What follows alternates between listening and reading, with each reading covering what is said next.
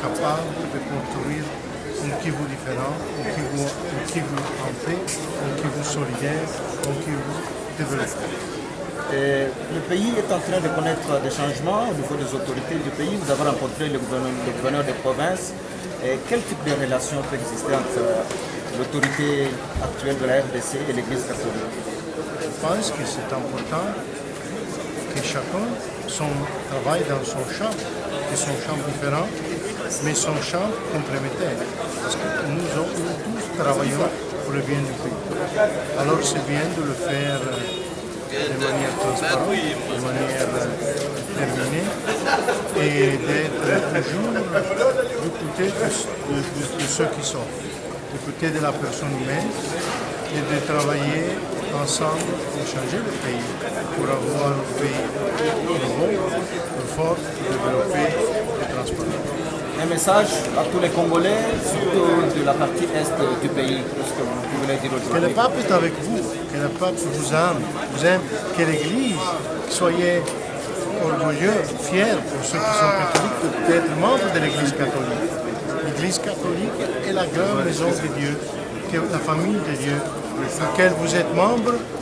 Et c'est la raison pour laquelle je suis venu comme représentant du Koshima.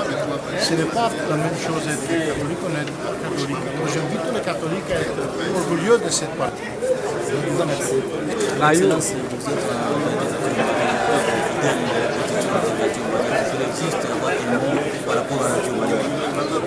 Maria, je vous dis, nous sommes dans le mois de mai. Alors le mois de la Vierge Marie. La Vierge Marie nous accompagne, c'est la mère de l'Église, c'est la consolatrice de l'Église. Si nous regardons en Marie, notre doute peut être clarifié et nous amène toujours à Jésus et nous enseigne à être catholique, pas seulement de nom de fait, et il nous enseigne aussi à vivre catholique. C'est la chose très importante. Merci.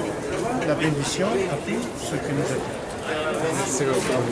Peu après, réception et échange à bâton rompu à la salle Concordia.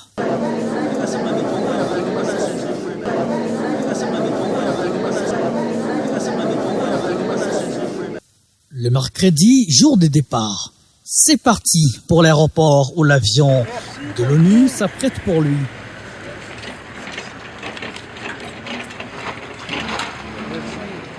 Merci pour toute la protection.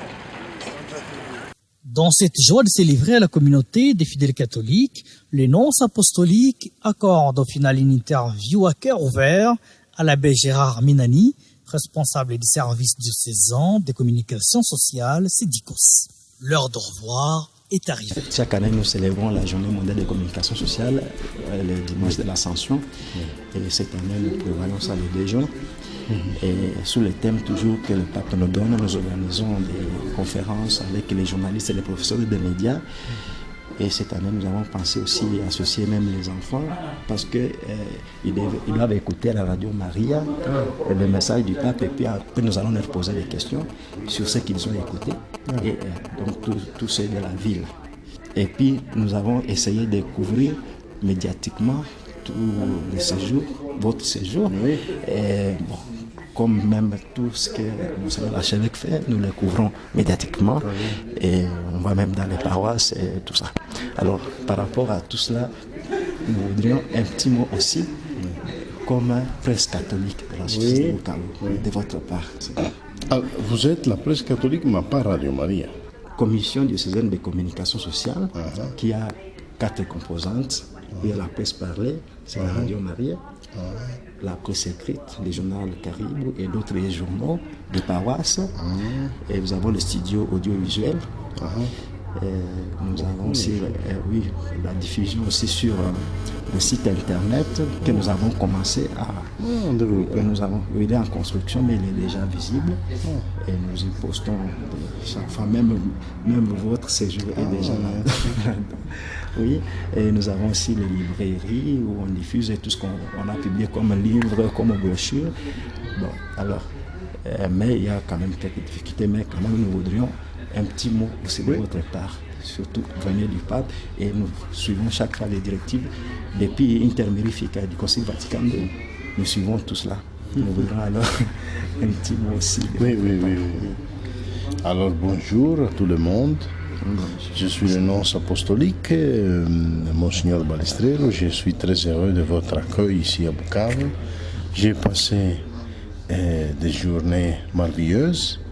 Je suis très gré à Monseigneur Maroy, à tous les pères et les sœurs qui m'ont accompagné, m'ont aidé, m'ont fait connaître mieux la réalité. Et je suis gré de manière particulière autour des médias, les moyens de communication diocésains qui ont suivi la visite, qui ont fait des interviews, ont pris des photos, ont fait des films, des vidéos. Alors merci pour votre attention, parce que enfin je suis venu en nom du pape, et c'était en nom du pape que je voudrais vous animer à continuer votre engagement, à continuer votre travail dans le monde des médias, avec cette conscience, comme le dit toujours le pape, que les médias aujourd'hui sont essentiels pour le monde, essentiels pour faire connaître ce qui passe, et ce qui passe dans l'Église aussi.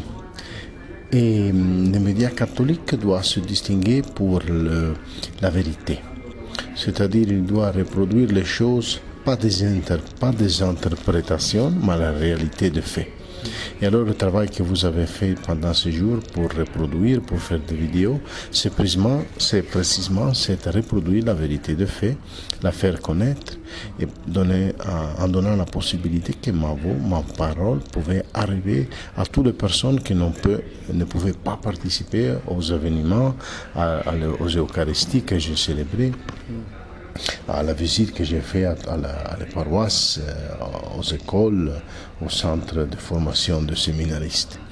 Comme ça, vraiment, je vous remercie pour votre travail et je vous anime à travailler toujours pour la vérité et à être des personnes de vérité, c'est-à-dire que votre désir soit toujours de faire connaître les choses et de faire aider les personnes à découvrir à travers votre travail que votre travail est un but, qui c'est faire connaître l'Église. L'Église, c'est Dieu présent dans le monde et Jésus présent dans le monde. Alors vous rendez présent Jésus dans le monde. Vous êtes comme les mains, le pied de Jésus. Et les personnes que vous recevez sont toutes les personnes qui ont la possibilité d'écouter à travers vous Jésus. Et alors, c'est important d'avoir toujours cette conscience, cette responsabilité, et aider toutes les personnes, et je salue ici toutes les personnes qui nous écoutent, à être heureux, à se sentir part de la grande famille catholique. Je suis venu ici comme représentant du pape pour vous dire nous sommes tous membres de la même famille. Alors marchons ensemble, allons avant ensemble, et avec cette joie et avec cette gratitude au pape qui nous aime, qui nous soigne et qui prie pour nous. Et je vous invite tous aussi, vous, à prier pour le Saint-Père. D'accord, Monseigneur. Et juste une dernière question. Il y a même des prêtres, des religieuses et tous qui sont allergiques aux réseaux sociaux. Facebook, WhatsApp, Imo, Instagram. Et pourtant, on sait que même le Saint-Père a un compte Instagram et Twitter. Alors, un petit message pour eux aussi. Bon, je dis à eux, je dis que nous devons être attentifs avec les médias. Les médias ont de double face. On peut être très utile, les réseaux sociaux, l'Internet, le Facebook, mais seulement si nous les utilisons pour l'évangélisation. Si nous perdons du temps avec le Facebook, ou cherchons, ou faisons des choses qui n'ont rien à voir avec notre ministère, avec l'évangélisation, alors c'est inutile, ou peut-être aussi même abîmer notre vie. Alors je vous invite tous à utiliser avec responsabilité les médias. Et je vous invite à ne les pas démoniser, mais aussi à ne les pas utiliser sans responsabilité. Tout sert si est par l'évangélisation. Et l'important est la personne qui utilise les médias, qui soit une personne responsable, qui soit une personne mûre, capable de l'utiliser pour le bien. Et la télévision, évidemment, nous ne l'avons pas pour le moment. Mais l'année passée, j'avais essayé de demander à Sinis, Belgique, d'introduire auprès des Roms un projet de télévision. Il nous avait demandé de passer par l'annonciature. On n'avait pas de noces apostoliques à ce moment-là. Alors, par rapport à cette question-là, pouvons-nous... Je ne connais rien, je dois dire, mais c'est une chose, je pense, le désir d'avoir une télévision, c'est une chose importante. J'imagine qu'on devra un peu préparer les choses pour mettre en place toutes les possibilités, les conditions pour le faire. Mais je pense le désir, c'est très important. C'est important de le nourrir et d'essayer de voir qu'est-ce qu'on peut faire pour arriver. Merci à vous, à vous. Merci beaucoup, Son Excellence. Alors, votre bénédiction. Au nom du Père, du Fils et du Saint-Esprit. Que Dieu vous bénisse tous. Que retenir alors de cette personnalité de haut rang au sein de l'Église catholique, Monseigneur Ettore Balestrero, âgé de 52 ans, il est un ancien nonce apostolique en Colombie.